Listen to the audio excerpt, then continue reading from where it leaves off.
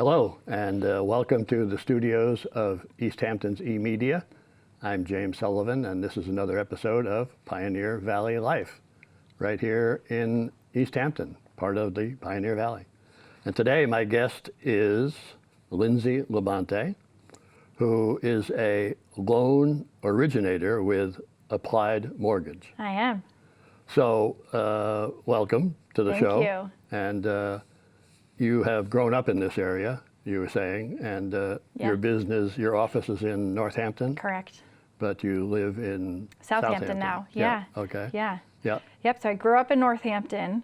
I went all the way to Amherst to go to school at UMass, which I understand we have in common. Yeah. And then I did a semester in North Carolina, so that was my big escape, and then came right back here and finished out grad school and working and lived in Northampton, Easthampton, and now Southampton. Right.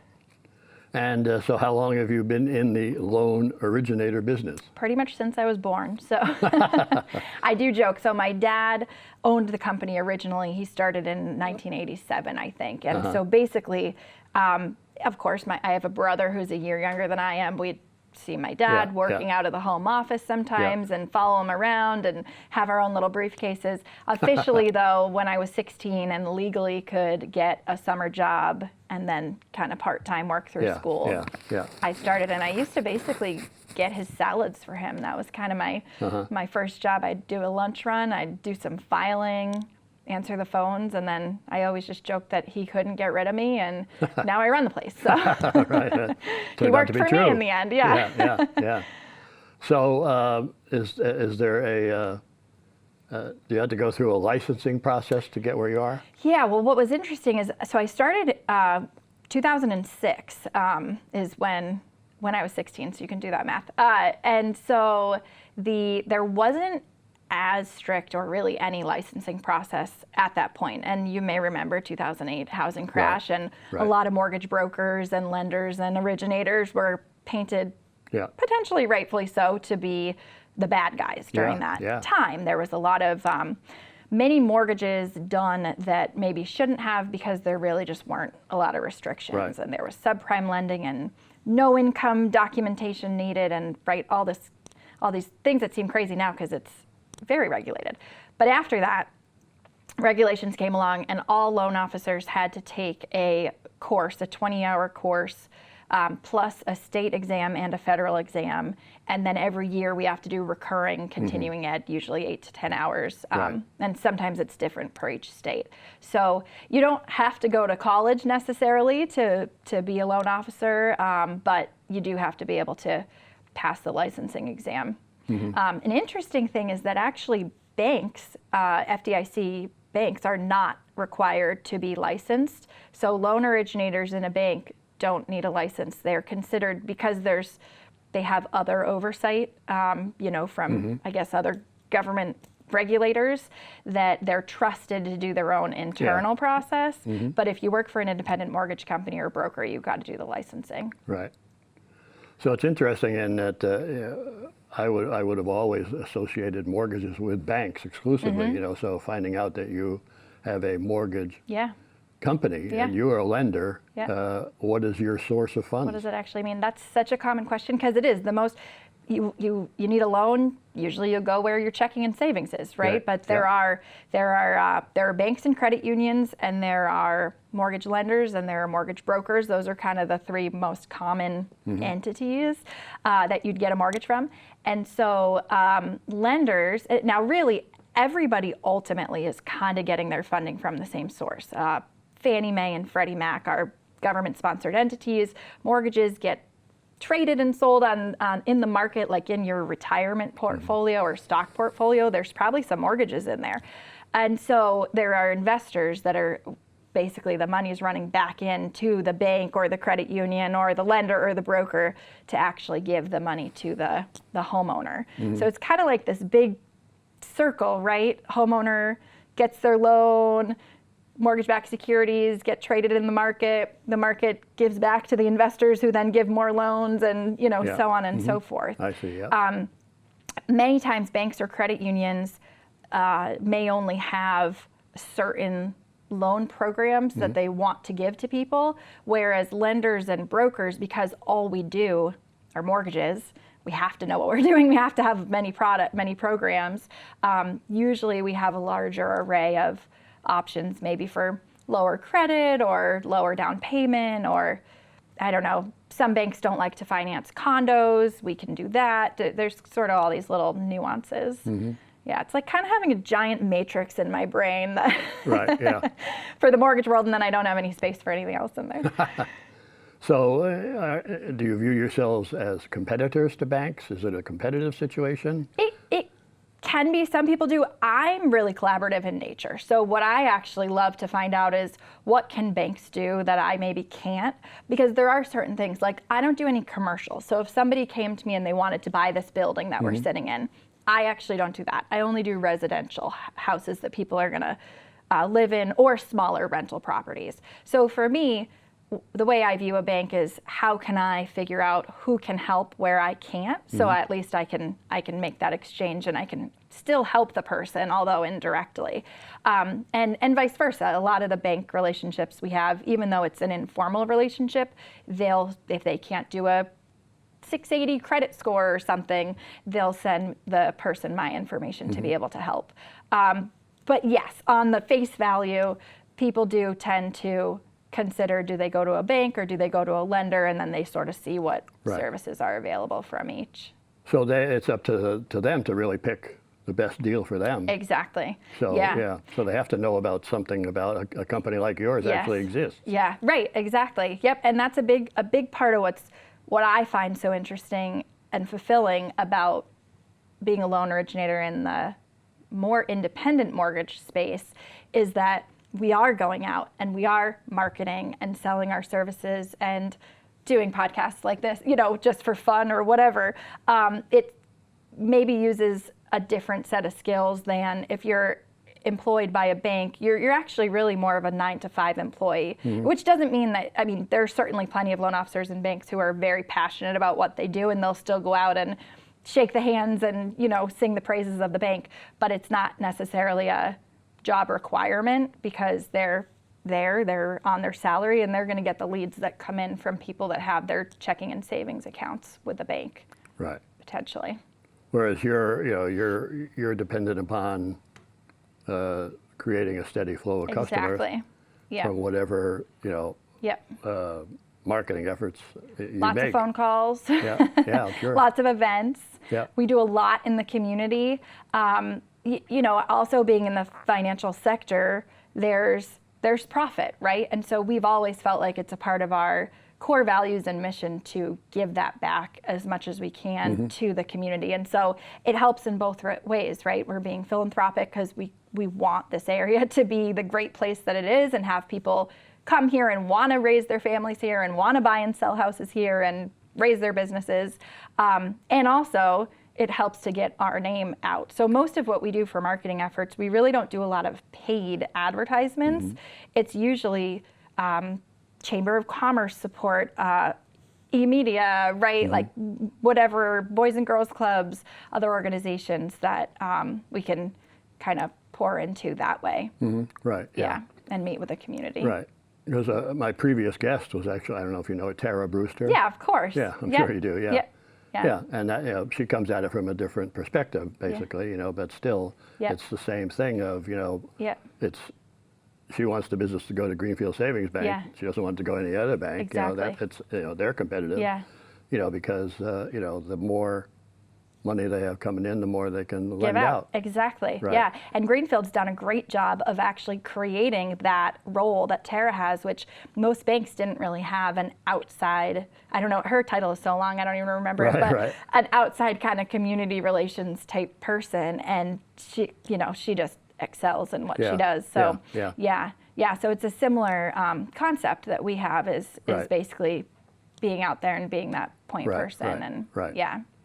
So later in the show, we're going to get to the fact that you actually have your own show here on eMedia. It just started out recently. Brand new. And that must be part of your plan to get more exposure in the community for what you do. Yeah. Well, you said later, but I don't know if you want to talk about it now. But it partially came from that. But also that sort of is just a passion project in a lot of ways to have some conversations about real estate and just show people that they can do what they want to do right here in Western Massachusetts. And you don't have to go to Austin or New York or Boston or whatever.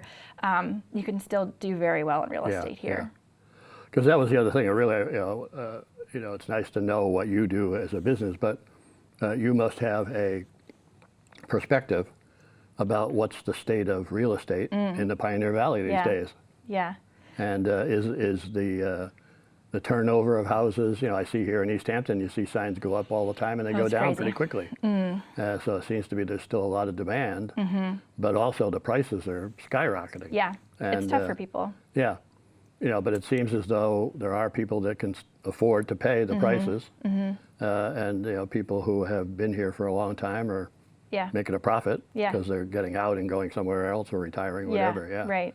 Right. Yeah, it's tricky. I mean, just in the last 5 or 6 years, 2019, the median home price in the area was around $290, and most recently it's about $425. So that's substantial growth, and it's not unique to here. I mean, this has happened across the country.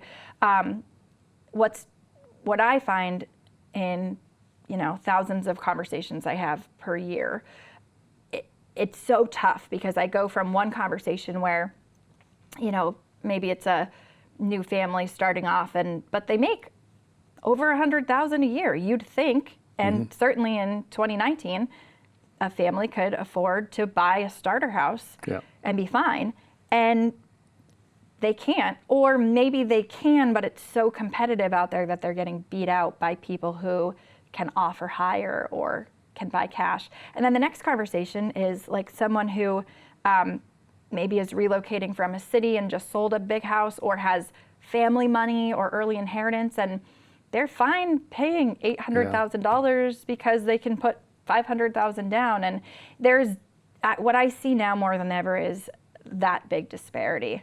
And it seems like, we know that the divide is growing too. And I don't know. There's a ton of housing studies. There's the bill that was just passed last summer. There's work happening to bridge that divide. But I think the most recent statistic I heard in Western Mass is we're about 20,000 houses short to even meet the current need. And I think it's going to take a decade to do the 20. And so, how much is the need going to continue going? I'm not sure. But it's not impossible to buy right now. It's challenging. Other parts of the country are leveling out. I have a good friend that is in Austin, Texas area, and that part of the country has already seen a pretty substantial collapse in house prices. I'm sure we usually see it in Texas and Florida and maybe California before we see anything here. Here, don't anybody panic about a crash. We're so far away from meeting that inventory need, but I think we'll maybe see, and we've already started to see, a little bit of leveling out, which we need to see. There's just been too much demand and not enough inventory. Yeah. And what about the movement these days of investors coming in and buying a lot of real estate? It's happened here in town in a large apartment complex. They come in and they raise the rents in an exorbitant amount because they're allowed to. They can hide behind an LLC or whatever. And, what happens to the person that really, you talked about somebody, somebody can't afford, there's people who can't afford $100,000. Right. Where are they going to live? Right. And that's the question. I wish I had an answer to that question. I do know there's a lot of great organizations that work to solve that and are working really hard and who we try to support. But what's happening is exactly what you said, which is there's sort of this trickle down effect, right? So the person who'd typically be able to buy that I mentioned that makes over $100,000 and has some money saved and is ready to do their starter home can't buy. So they rent and they can afford a substantially higher rent. So they don't mind paying the higher rent prices. Right. But then, it pushes the person who would typically be renting out of that apartment. Now they're maybe going into, some other housing, and then that's going down to the next person. And it's a cycle. Yeah. Something has to change. Yeah, because there's confusing when you hear affordable housing and low income housing. Yes. Those are not the Theirs same. are different. Exactly. Yeah. Now, I mentioned the housing bill, the Massachusetts housing bill that passed last summer. Not a lot. One of the zoning requirements that changed is around accessory dwelling units, ADUs. So the ability, it's a little bit easier now for people to put an ADU on their property. So if you already own a home, there's more infill that's happening. And that's another buzzword, right? Is instead of building new, you already have a house, you have some land, can you just fill in and build another unit there?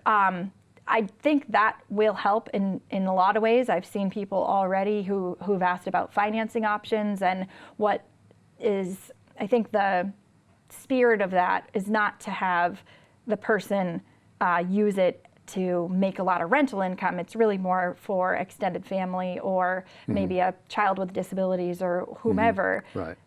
So that people can have kind of these larger households. And that's what I'm seeing is kids moving into the family home and the parents going into the ADU, or a sibling or whatever happening. And I think we'll see more of that to solve the housing challenge. Yeah, it's going to have to happen. Yeah. It's, and the uncertainty of everything these days, not only real estate, but everything. Yeah, It's, people people being able to afford groceries. Right. The impact is unbelievable. It is. And unfortunately, it always impacts at the lower end of the. Yeah. So when somebody comes into you and they want to, ask about getting a loan, does it mean that they may have been turned down by a bank and then they're coming to you as another possibility? It could be, and we would certainly encourage that. Yeah, I mean, a lot of people come to us first. We definitely encourage that. But most of our referrals, practically all of them, are word of mouth referrals, either from real estate agents who we work with often. Probably about 50% of our buyers come to us because their realtor suggested they call us, and then the other roughly half is are homeowners that we've already helped in the past. They send their friends and family and kids and even grandkids at this point. And sometimes it's the banks. Like I mentioned, I don't see the banks as competitors so much as can I collaborate, and can you, if they have to turn somebody down, can they at least say, hey, go try Lindsay at Applied Mortgage. Right. And what we always try to do is give them a plan. I think a lot of people get discouraged because they just get a no, especially if you just go to like an online place, right? You just get a red X sent back to you. And that doesn't help. That doesn't help somebody get on their journey to move past that. Right. So what we always try to do is, even if we can't help right now, we say, here's what we can help with when you do XYZ. Let's connect to a housing counseling agency or a debt counseling agency or whomever that can kind of keep people going on the right journey. But yeah, certainly some banks don't have programs that people need. I just got a call actually on the way in. Somebody wants to renovate their house, and the bank doesn't do renovation loans. So yes. So you offer more products Exactly. than the bank normally would. Yep. So it makes sense if somebody comes into the bank and they don't qualify just because the bank doesn't have a program, doesn't mean that they're a bad risk. Exactly. There may be another program for them somewhere else. Yeah, exactly. So that's why they come to you. Yeah. You asked originally where the money comes from to make these mortgages, and some smaller community banks are actually using a combination of the sort of national lending pool that I mentioned, but also their own money that they're collecting in off of their deposit accounts. So your checking and savings, they're going to lend that out to people. Car loans, personal loans, maybe mortgages too. And so because banks are lending their depositors money, they want to have a certain risk tolerance to that. So they may not lend out. Maybe you have to have 20% down, or you have to have credit scores over a certain threshold. Yeah. It could be a little bit more strict that way. Right. Yeah, I found it interesting in that recently, a few months ago, I actually bought a CD, and the bank officer explained that, now that you gave us X amount of money, that allows us to loan X amount of money. It's interesting how it works. Yep. And when you're seeing on the news the federal funds rate and just how interest rates are changing with the CD, right, it was probably, 4% or something, because the bank knows that they can go lend somebody a mortgage for 6 or 7%. Yeah, exactly. And so they're going to make the whatever the spread is. Yeah. It's all full circle, right? Right. Yeah. So, what's going to happen? What are you looking? What trends are you following? How are you going to stay ahead of everything? Yeah. Well, I try to do a ton of reading and a ton of listening, and to anything, shows like this, up to national news, right? Because I think nobody ever knows for sure, right? All these predictions always come out around how, at least from what I'm speaking on, around housing and mortgage rates and what's going to happen. And last year, 2024, at the beginning of the year, all these big economists who are way smarter than I am said, oh, rates are going to come back down into the 5s by the end of the year. They did the opposite. They went up to about 7.5. So, as far as what's going to happen, I think we need to see mortgage rates come down some so that there's more affordability. But my concern is when mortgage rates come down and it's more affordable, what does that mean? More demand, right? And especially in our area where we have strict building and zoning requirements, we don't have a lot of inventory to begin with. There's not a ton of new construction. If there's a lot more demand, what happens then? Does that just put us back into like 2020 and 2021 where there were 25 offers on each property and they were going for 100,000 over asking? Right. I don't know. Some people have the opposite argument and they think that if rates come down enough, it'll at least prompt more people to move, because right now what's tough is if you own a home already and you have a 3% interest rate, why would you sell it and move to a 6% or a 7% interest rate? So some people are saying, well, if rates come down, at least there'll be some churning that'll happen. But people who sell still need to buy. So it's not like it just magically frees up those houses. They probably would become another buyer. So what's going to happen? I don't know. But what I can say is we always try to have the strategy and help people to make the plan and to understand, their whole financial picture, I think is so important. Right. A lot of people don't even know credit scores until they come in for a mortgage. Right. They don't even have a budget until they come in the first time.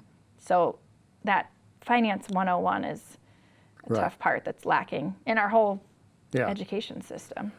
And it seems in Northampton, if you read the papers, there's an awful lot of interest in investors building, high-rise buildings that contain condominiums.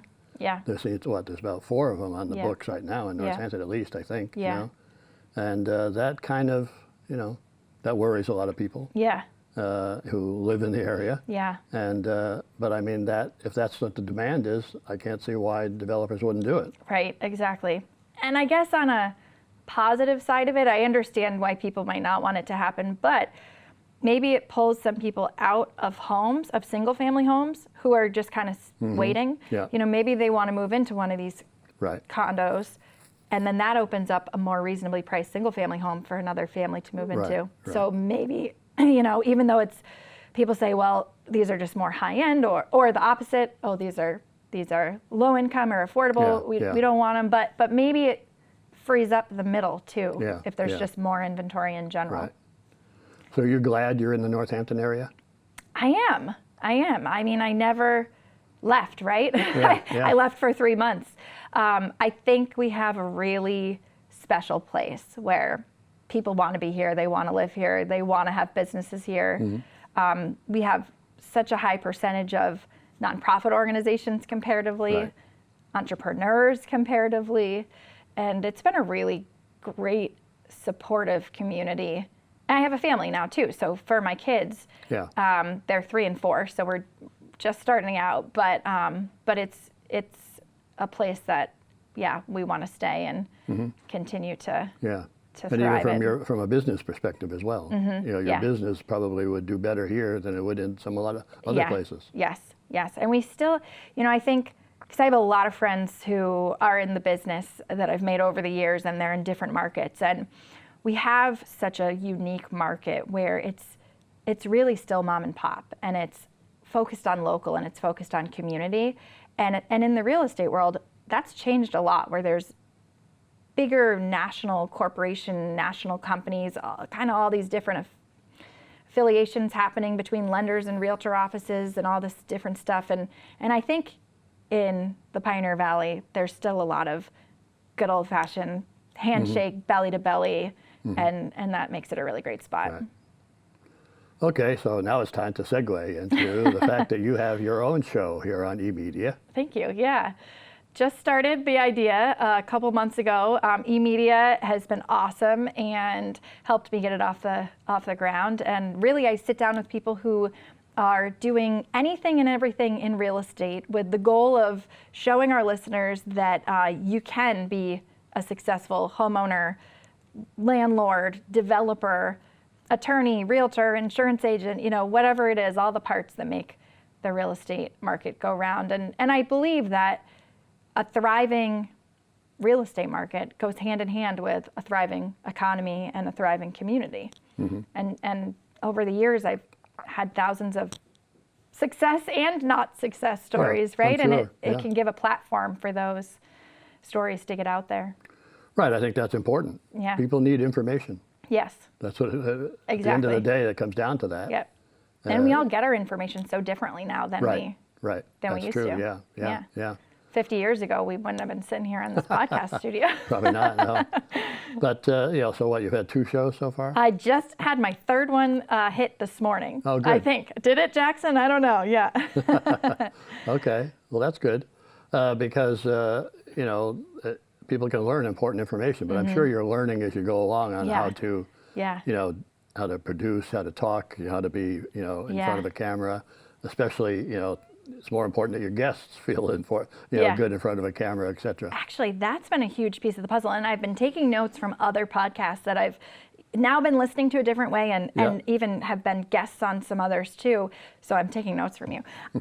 Because that is such an important piece, right? Is how do you make your guests feel comfortable and what do you send them as a follow-up too? And just make sure that they felt good.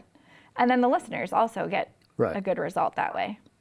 Yeah, because I've gone by the theory of this is a conversation, not an interview, because some people get uptight about interviews, whereas they saw me sitting here with a bunch of questions. Or what's he going to ask? Yeah.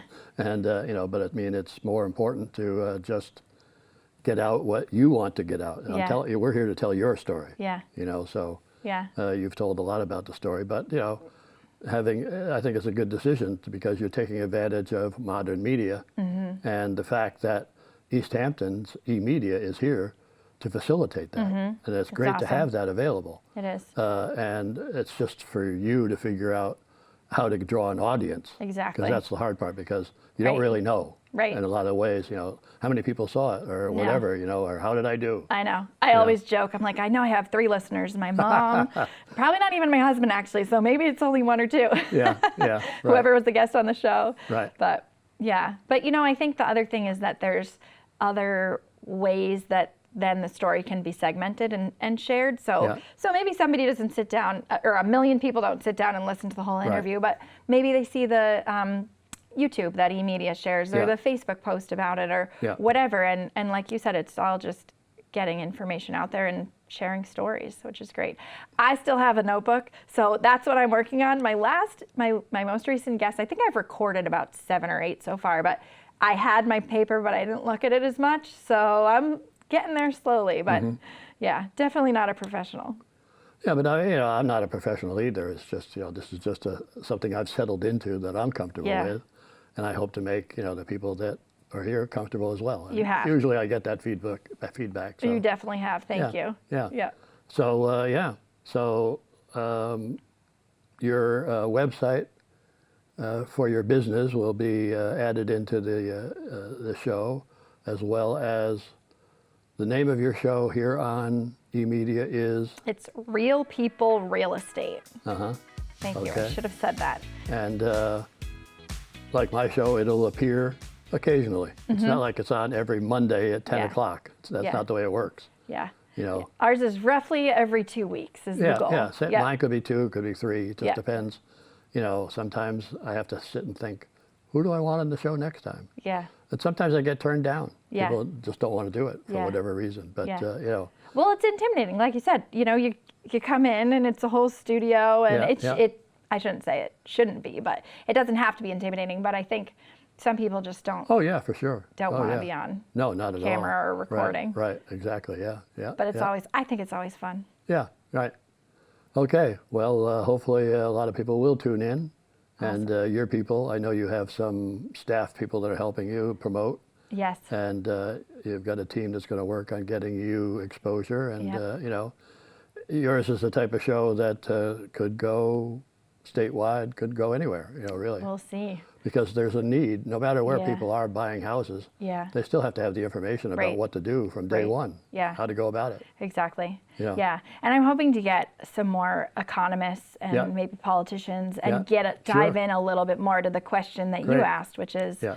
what happens next? Exactly, yeah, yeah. Because yeah, that's, I think, yeah. what everyone, Right. almost every conversation I Right, have, right. people ask, Yeah. what's going on in the housing market now and what do you Yeah, think is going to yeah, happen yeah, next? yeah.